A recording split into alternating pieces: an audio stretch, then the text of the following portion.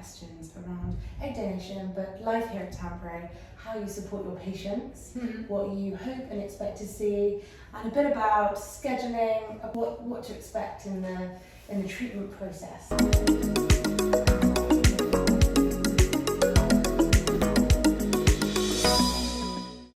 I'm Dr. Esther Marwan.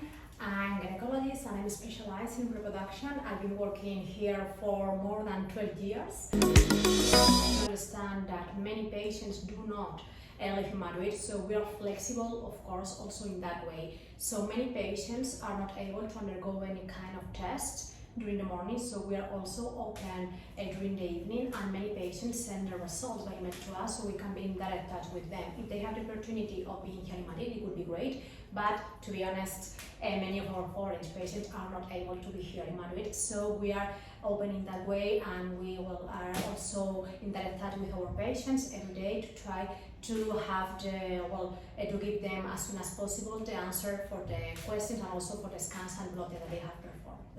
And how many of your patients are international? So I would say that around 55 to 60% of our patients are international. Yeah.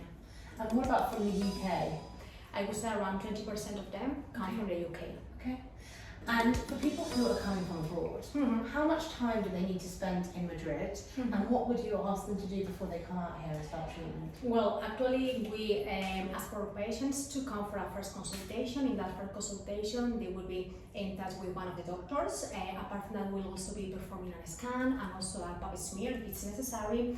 At the same time, we are also doing some important tests to be performed before the treatment takes place. And for people who are interested in this incredible giveaway that we're doing through Clínica Tambre, then anyone who applies is able to receive a free first consult testing, like the scan that you just saw myself having, and also a spermiogram. Could you explain what that is, please? Yeah.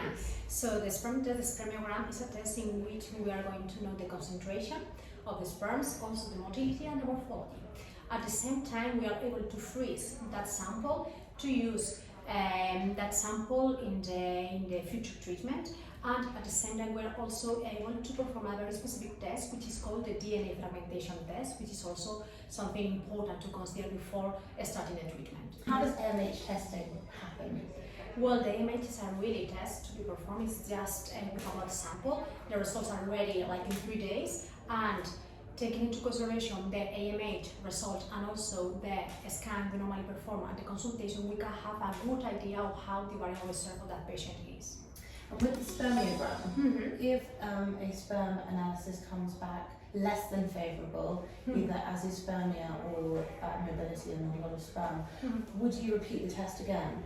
Of course, if let's say that we have a patient that didn't have any issues previously and we found azoospermia at that moment, so we recommend doing another test. And of course, we also have an urologist at the clinic that works with us, and in the event that a patient needs a specialized consultation with him, we are also open to help that patient to have the consultation just in case we need to do a testicular biopsy or other specific treatments regarding urology.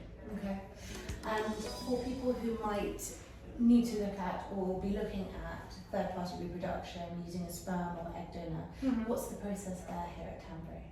Well, I would say that almost all our foreign patients come to the clinic to do egg donation, and also sometimes we also need to use a sperm donor.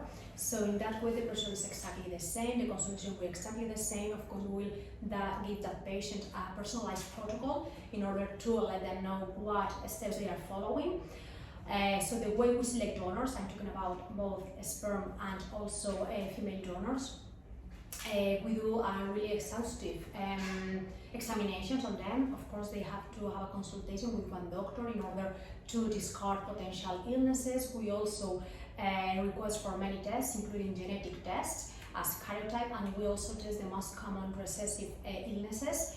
And at the same time, they are also requested to have a consultation with our specialized psychologist in order to exclude potential emotional problems that are also really important to consider.